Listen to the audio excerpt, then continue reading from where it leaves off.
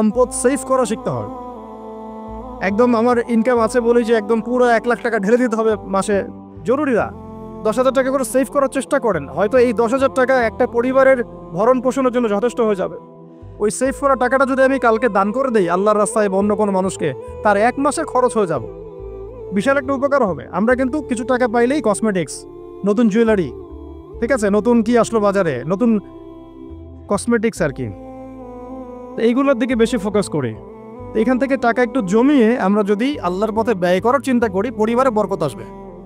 এই জন্য সম্পদকে মূল্যায়ন করা, রিজিক আল্লাহ পাক দিয়েছেন বলেই সব যে ঢেলে দিতে হবে, এটা ভালো না, এই কাজটা ঠিক না।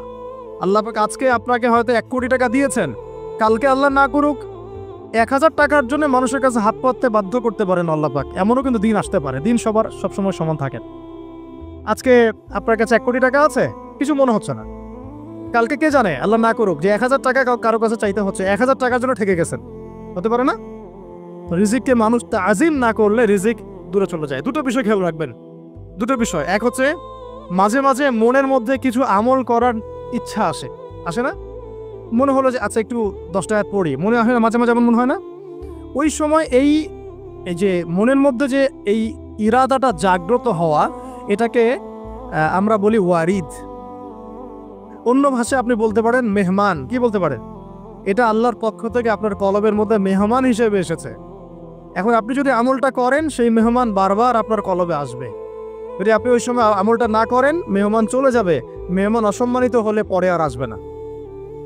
একইভাবে রিজিক আল্লাহ পাক দিয়েছেন, এর তাজিম যদি করতে পারেন রিজিক বেশি আসবে। রিজিকের তাজিম সম্মান করতে না পারলে রিজিক আসবে না, বেশি কমে যাবে। উসমান রাদিয়াল্লাহু আনহু সবচেয়ে ধনী ছিলেন না? কেন জানেন? কেন? এটা কি জানেন কেন ধনী ছিলেন? একে তো তিনি প্রচুর দান সদকা করতেন, এটা তো আপনারা জানেনই। আরেকটা জিনিস অনেকে জানে না, তিনি উটের পিঠে বসেছিলেন, কিছু একটা খাচ্ছিলেন, এই 2-1টা দানা পড়ে গেছে নিচে। উটের পিঠ থেকে নেমেছেন, নেমে সেই দানা উঠিয়েছেন, পরিষ্কার করেছেন, ধুয়েছেন, আবার খেয়েছেন। তার এই 2-4টা দানার কোনো কিন্তু মানে পরোয়া না করলেও চলে, তার প্রচুর অর্থ সম্পদ আছে। এত অর্থ সম্পদ যে তাবুক যুদ্ধের দিন 30,000 সেনাবাহিনীর দায়িত্ব নিয়েছেন। 30,000 সেনাবাহিনীর দায়িত্ব নিয়েছেন। সেনাবাহিনী যাবে, থাকবে, খাবে, তাঁবু টাঙাবে, সব দায়িত্ব তার। 30,000 সেনাবাহিনীর দায়িত্ব নেওয়া কি চারটাখানি কথা? তো এই সাহাবী এই কয়েকটা খাবারের দানা উঠিয়ে খেলেন। নবী সাল্লাল্লাহু আলাইহি ওয়াসাল্লাম বলেছিলেন যে তোমাকে আল্লাহ পাক রিজিক বাড়িয়ে দিবেন না কেন? তুমি রিজিকের যে তাজিম, যে সম্মান তুমি করো, এর বদৌলতে আল্লাহ পাক তোমাকে বেহিসাব রিজিক দিবেন। দুইটা বিষয় খেয়াল রাখবো। আমলের মেহমান হৃদয়ের মধ্যে আসলে তাকে ফিরাই না দেওয়া, তাহলে সেই মেহমান কিন্তু আর আসবে না। মেহমানকে মূল্যায়ন করলে মেহমান বারবার আসবেন ইনশাআল্লাহ। আর রিজিকের তাজিম না করলে রিজিক কিন্তু আপনার ঘরে বেশি বেশি আসবে না। এমনি তো হারামের যুগ, এমনি সুদের যুগ, এমনি ঘুষের যুগ। অলমোস্ট এভরি ফ্যামিলি সুদখোর এখন, অলমোস্ট এভরি ফ্যামিলি। মেয়েরা স্পেশালি যারা শাশুড়ি টাইপের, আপনারা মাইন্ড করেন না, তাদের সাইকোলজি যে এতই নিচে নেমে গেছে এখন যে আমার মেয়ে জাহান্নামে যায় যাক। হ্যাঁ, আমার মেয়ে জাহান্নামে যায় যাক, সমস্যা নাই, দুনিয়াতে সে যেন ভালো থাকে। এটা কেন বললাম? একটা সুদখোরের ঘরে তুলে দিতে সে দ্বিধাবোধ করতেছে না, একটা দুর্নীতিবাজের ঘরে তুলে দিতে দ্বিধাবোধ করতেছে না, একটা ঘুষখোরের ঘরে তুলতে দ্বিধাবোধ করতেছে না, একটা মানে কি বলবো মাদক সেবী, ড্রাগ অ্যাডিক্টেড বা এই যে আর কি বলবো ফাসেক জালেম, এই ধরনের ঘরে উঠাই দিতেও সে দ্বিধাবোধ করছে না। 5তলা বাড়ি চাই আমার মেয়ে 5তলা বাড়ি থেকে সুখে থাকবে। এই যে সুখের ডেফিনেশন এখানে দিয়েছেন আপনারা। এই জন্য কত হাজার হাজার মেয়ের জীবন নষ্ট করে দিয়েছেন আপনারা। আমার কথা মাইন্ড করে না, হাজার হাজার মেয়ের জীবন মায়েরা নষ্ট করে দিয়েছে, শুধুমাত্র মেয়েদের দুনিয়াবি সুখ এর সংজ্ঞাটা বুঝতে ভুল করার কারণে। এর নাম যদি সুখী হইতো তাহলে অমুসলিমরা সুখী না কেন? পশ্চিমারা সুখী না কেন? ওরা আত্মহত্যা করে কেন? এভাবে মেয়েদের জীবন নষ্ট করেছেন।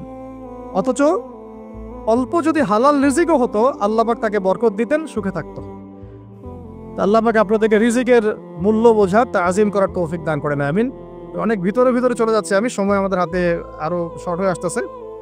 তো এখানে একটা কথা বলে দিব যে রিজিকের প্রসঙ্গ যেহেতু আসছে, যে হালাল খেতে হবে আমাদেরকে, হারামের দ্বারস্থ হওয়া যাবে না। আপনার স্বামী যদি হারাম খায়, আপনি স্বামীকে বুঝান, তাকে ওই চাকরি ছেড়ে দিতে আপনি উৎসাহিত করেন। আমি আপনাদেরকে একটা অনেস্টির সাথে একটা কথা বলি, যত এই যে প্রশাসনে যত ঘুষখোর আছে, ঠিক আছে, যত দুর্নীতিবাজ আছে, যত মাদকসেবী আছে, মাদকের ব্যবসায়ী আছে, যত সুদখোর আছে, এরা সবাই কেন এই খারাপ কাজগুলো করে জানেন? তার স্ত্রীকে ভালো রাখার জন্য, তার মাকে ভালো রাখার জন্য, তার সন্তানদেরকে ভালো রাখার জন্য। তাহলে স্ত্রী হিসেবে, সন্তান হিসেবে, মেয়ে হিসেবে আপনি বলবেন যে আমাদের এইসব ভালোর দরকার নাই আব্বু, হে আমার প্রিয় স্বামী, আমার এসব ভালোর দরকার নাই, হে আমার ছেলে, আমার এসব ভালোর দরকার নাই, তুই হালাল পথে থাক, ওইখানে তুই আমাকে ডাল ভাত খাওয়া, আমি খুশি আছি। এইভাবে আপনারা তাদেরকে মোটিভেট করেন, দেখবেন সমাজে হারাম কমে গেছে ইনশাআল্লাহ। আর হারাম খাওয়া এই ছেলে মেয়েগুলোও কিন্তু মানুষ হবে না। হারাম খাওয়া যে ছেলে মেয়েগুলো রক্ত মাংস করে উঠছে, এরাও কিন্তু মানুষ হবে না। আল্লাহ পাক আমাদেরকে হালাল খাওয়ার তৌফিক দান করেন, এবং এই হালালের জন্য আপনাদের ভূমিকা অনেক বেশি। আমরা উত্তরবঙ্গ সহ দেশের বিভিন্ন জায়গায় সফর করে যেটা দেখেছি, যত সুদী এনজিও আছে না, এনজিওগুলোর মধ্যে মহিলাদের নামই বেশি, জানেন? মহিলাদের নাম বেশি সুদী এনজিওতে। তো এই দাওয়াতগুলো আমরা মা বোনদেরকে দিতে চাই যে কোন অবস্থাতে যেন হারাম রিজিকের দিকে আপনারা না ধাবিত হন, এবং রিজিকে তাজিম করেন, পরিবারের মধ্যে হৃদ্যতা ভালোবাসা বজায় রাখেন, একে অপরকে বিশ্বাস, সম্মান এবং শ্রদ্ধা করেন। ইনশাআল্লাহ তাআলা আপনাদের পরিবারও সুখী হবে, রিজিকও সুন্দর হবে, এবং রিজিকে বরকত হবে ইনশাআল্লাহ। এরপরে আমি আরেক দুইটা পয়েন্ট নোট করেছি, বলে শেষ করে দিচ্ছি যে এটা স্পেশালি আমি আমাদের ওইসব দিনই বোনদেরকে বলতে চাচ্ছি যে বোনেরা এখনো বিয়ে শাদী করেন নাই। সেটা হচ্ছে যে বিয়ে করার আগেই দিনের বেসিক লেখাপড়া শেষ করেন। এত পাগল হওয়ার দরকার নেই। চরিত্র হেফাজত হচ্ছে না, রোজা রাখেন, ঠিক আছে? দিনই পড়াশোনা আগে শেষ না করে বিয়ে করতে যায় না। বহু আলেমা যারা মাদ্রাসা লাইনের ছাত্রী ছিল, দিনই পড়াশোনা শেষ না করে বিয়ের পিঁড়িতে বসার কারণে ক্যারিয়ার ধ্বংস হয়ে গেছে। বিয়ে পরে করেন, আগে পড়াশোনাটা, তুলনামূলক পড়াশোনাটাকে শেষ করে নেন। তুলনামূলক পড়াশোনা শেষ করতে 18 থেকে 20 বছর বেশি লাগে না। যদি আপনি শুরু থেকে শুরু করেন, একদম 18 থেকে 20 বছর হতে হতে আপনার পড়াশোনা মোটামুটি শেষ হয়ে যাবে। আর যে সাবজেক্টগুলো বললাম আমি, ওইগুলোই বেসিক পড়াশোনা। এখন এটা হয়তো সবার ভাগ্যে নসিব নাও হতে পারে,